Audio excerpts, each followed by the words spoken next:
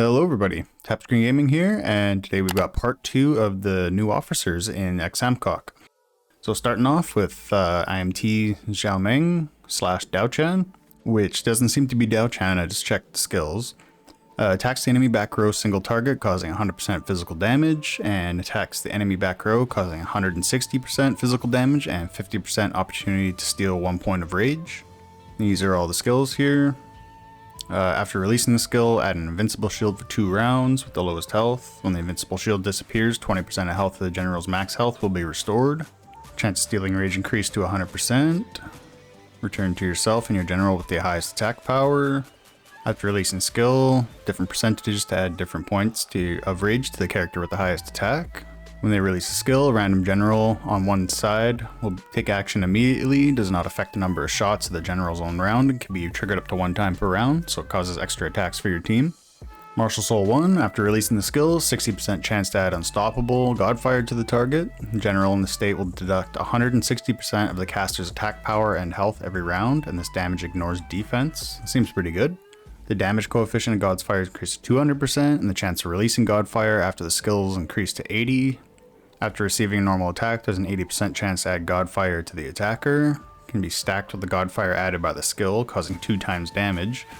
So that'd be 400% to the attacker's caster's attack power and health every round. That's pretty insane.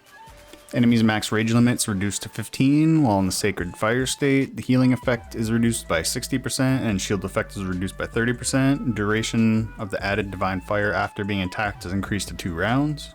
The enemy cannot be treated while in the Godfire state, and the shield effect is reduced to 50%. When the enemy receives indirect damage, Xiao Meng recovers 3% of his max health and blood, and can recover up to 30% per round. The chance of releasing Divine Fire after the skill is increased to 100%, and Divine Fire damage coefficient increases with the number of attacks. Xiao Meng's damage coefficient increases by 10% every 4 times he's attacked, up to 30% per round, and up to 360% of the caster's attack power. And even if he's resurrected after he dies, it doesn't reset. Next up, we got Immortal Xiao Qiao. Same skills as the normal version, just with the 15% attack buff. Martial Soul 1, after casting the skill, 60% chance adding Myth, which cannot be blocked by the target. Armor with the status has 160% of the caster's attack power deduct from life every turn, and defense is ignored for this damage, last 2 turns. Myth damage coefficients increased to 200%, chance of casting a Myth after a skill is increased to 80%, 80% chance to add Myth to the attacker after recovering a normal attack, can stack with Myth added by skill, deals damage 2 times, last 1 turn. The enemy's maximum anger is reduced to 15, so their rage. The healing effect obtained is reduced by 60%, and shield effect is reduced by 30%, and the number of Myth continuation turns added after recovering an attack increases to 2 turns. Enemies cannot receive treatment in Myth state, shield effect is reduced to 50%. When enemies receive indirect damage, Xin Xiao Qiao recovers up to 3% of life, recovers up to 30% each turn. This seems similar to the one we just checked out before this. After skill, Myth casting probability increased to 100%, Myth damage coefficient increases depending on number of attacks, increases by 10% every 4 times. Xiao Qiao is attacked, increased by up to 30% each turn, can increase to 360% of attack power, isn't affected by resurrection. Yeah, it seems really similar to the one we just read. Next up is Xu Sheng, 15% attack buff, basic attack, attacks a single enemy, causing 100% magic damage. Skill attacks all enemies, causing 90% damage to them, a 50% chance of causing a stun for 1 round. That's pretty good. In fire state, so burn, I guess. Each time a target successfully stunned, the chance of the skill stun is permanently reduced by 5%. 70% chance of applying burning for 1 round to generals who are not in burn. Burn deducts 50% of the caster's attack power and health each round, ignores defense. So I'm wondering if he's going to be an IMT character, because he has the buff, but it doesn't say IMT here. And these burns sound like a Wu character. When Shu Sheng's present, all friendly burn damage increased by 20%. After releasing the skill, if the target has burn, 40% will make it non-dispellable, and the number of rounds is 11. When the enemy general's fire effect is blocked or disappears, a random general of your own will recover 1 point of rage, maximum of 6 points per round. The skill has a 100% chance of applying burning to enemies that are not in the burn category for 1 round. When the fire effect is blocked or disappeared, there's a 50% chance of increasing one's rage by 1 point each round, increase up to 4 points. The initial stun chance of the skill is increased to 100%, and the stun chance will not be less than 20 after releasing the skill. It is 30%, causes dizziness if the person is not in burning. So 100% stun chance, that's pretty freaking big. And there are no martial souls, so this looks like it's just going to be a regular character. Next up we got Wei Zhong Hui, 15% HP buff, heals the units with the lowest health on your side and restore 90% of the attacker's health. Let 2 random units on your own party recover health 110% of the attack power of the enemy.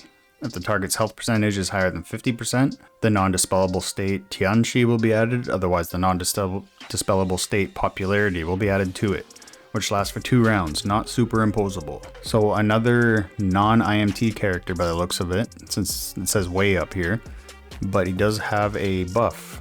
So Tianqi's the damage bonus is increased by 20% and final damage bonus is increased by 30%, and 30% of the damage caused is converted into a shield. That's pretty nice.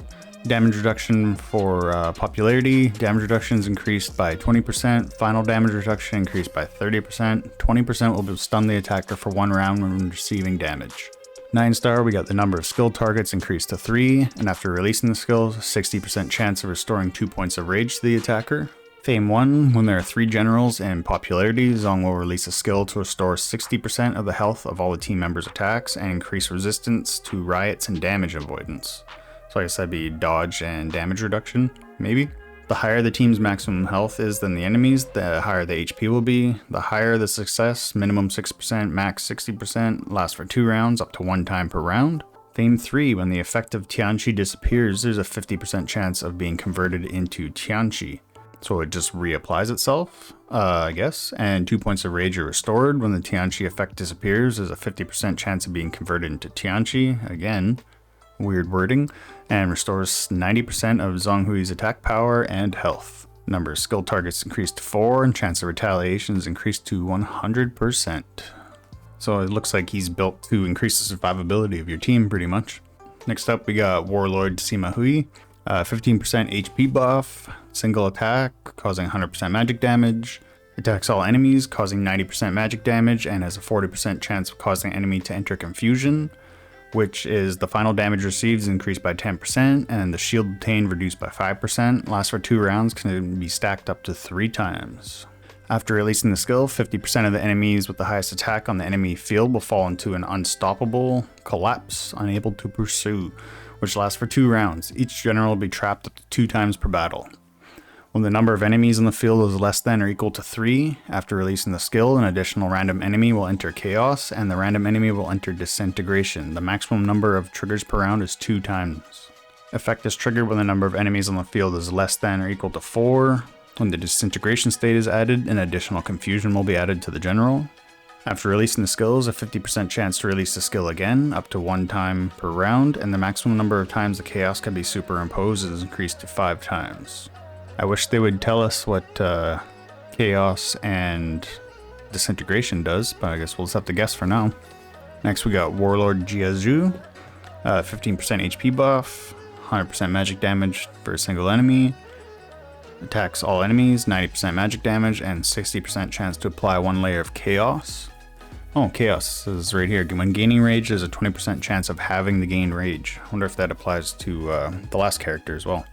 Oh, after releasing the skill, an additional 15% of Jiazhu's maximum life shield will be added to the front row generals. When the shield is available, the damage reduction will be increased by 10%.